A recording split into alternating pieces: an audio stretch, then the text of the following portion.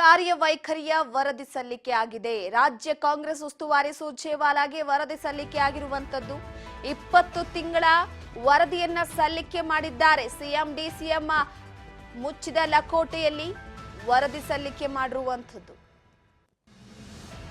ಹೈಕಮಾಂಡ್ಗೆ ಸಚಿವರ ಕಾರ್ಯವೈಖರಿ, ಯಾಕಂದ್ರೆ ಸಚಿವ ಸಂಪುಟದ ಪುನರ್ರಚನೆಯ ವಿಚಾರಕ್ಕೆ ಸಂಬಂಧಪಟ್ಟಂತೆ ಕೆಲವೊಂದಿಷ್ಟು ಜನರ ಸಚಿವರ ಕಾರ್ಯವೈಖರಿಯ ಬಗ್ಗೆ ಹೈಕಮಾಂಡ್ಗೆ ವರದಿಯನ್ನ ಸಲ್ಲಿಕೆ ಮಾಡಿರುವಂತದ್ದು. ರಾಜ್ಯ ಕಾಂಗ್ರೆಸ್ ಉಸ್ತುವಾರಿ ಸುರ್ಜೇವಾಲಾ ಅವರಿಗೆ 20 ತಿಂಗಳ ಕಾರ್ಯವೈಖರಿಯ ವಿಚಾರವಾಗಿ, ಅಂದ್ರೆ ಸರ್ಕಾರ ಅಧಿಕಾರಕ್ಕೆ ಬಂದು ಇಲ್ಲಿವರೆಗೂ ಕೂಡ ಸಚಿವರು ಯಾವ ರೀತಿ ಆಕ್ಟಿವ್ ಆಗಿದ್ದಾರೆ, ಎಷ್ಟು ಮಟ್ಟಿಗೆ ಕಾರ್ಯವೈಖರಿಯನ್ನ ನಿರ್ವಹಿಸಿದ್ದಾರೆ, ಪಕ್ಷಕ್ಕೆ ಎಷ್ಟು ದುಡಿದಿದ್ದಾರೆ, ಅದರ ಜೊತೆಗೆ ಯಾರ್ಯಾರನ್ನ ಬದಲಾಯಿಸಬೇಕು ಅನ್ನೋ ವಿಚಾರವಾಗಿ ಒಂದು ಕಡೆ ಮುಚ್ಚಿದ ಲಕೋಟೆಯಲ್ಲಿ ಸಿಎಂ ಹಾಗೆ ಡಿಸಿಎಂ ವರದಿಯನ್ನ ಸಲ್ಲಿಕೆ ಮಾಡಿದ್ದಾರೆ.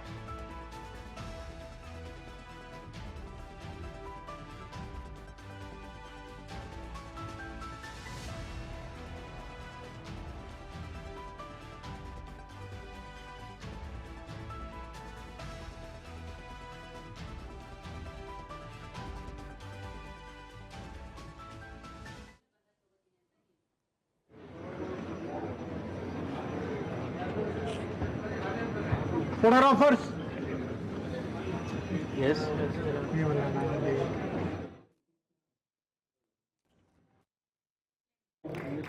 ಈ ವರದಿ ಸಲ್ಲಿಕೆಯ ನಂತರ ದಯವಿಟ್ಟು ನಿರ್ಗಮಿಸಬೇಕಾಗಿ ಅಂತೇಳಿ ಕೇಳ್ಕೊಳ್ತಾರೆ.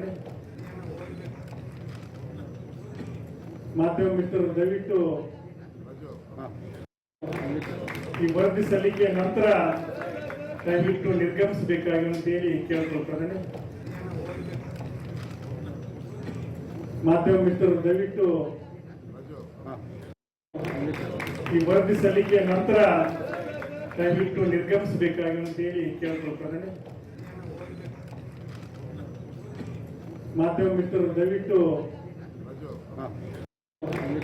ಈ ವರದಿ ಸಲ್ಲಿಕೆಯ ನಂತರ ದಯವಿಟ್ಟು ನಿರ್ಗಮಿಸಬೇಕಾಗಿ.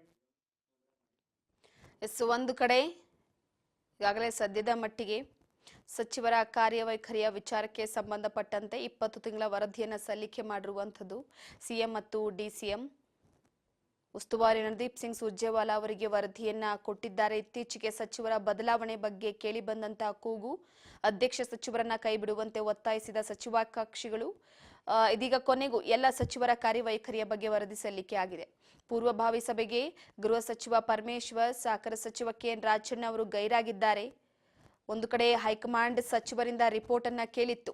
ಸಚಿವರಿಗೆ ಪಂಚ ಪ್ರಶ್ನೆಗಳ ವರದಿಯನ್ನ ನೀಡುವ ವಿಚಾರಕ್ಕೆ ಸಂಬಂಧಪಟ್ಟಂತೆ ಹೈಕಮಾಂಡ್ ಕೇಳಿತ್ತು. ಸಚಿವರ ಕಾರ್ಯವೈಖರಿ, ಪಕ್ಷಕ್ಕೆ ಸಚಿವರ ಕೊಡುಗೆ, ಸರ್ಕಾರದ ಇಮೇಜ್ ಹೆಚ್ಚಿಸೋದಕ್ಕೆ ಸಚಿವರು ಕೈಗೊಂಡಂತಹ ಕೆಲಸ, ಇಲಾಖೆಗಳಲ್ಲಿ ಮಾಡಿದಂತಹ ಗಮನಾರ್ಹ ಸಾಧನೆಗಳು, ಇಲಾಖೆಗಳಲ್ಲಿ ತೆಗೆದುಕೊಂಡಂತಹ ಪಾಲಿಸಿಗಳೇನು, ಅದರ ಜೊತೆಗೆ ಪಕ್ಷದ ಸಂಘಟನೆಗೆ ಸಚಿವರು ನೀಡಿದ ಕೊಡುಗೆ ಏನು, ಹೀಗೆ ಪ್ರಶ್ನೆ ಮಾಡಿತ್ತು ಹೈಕಮಾಂಡ್.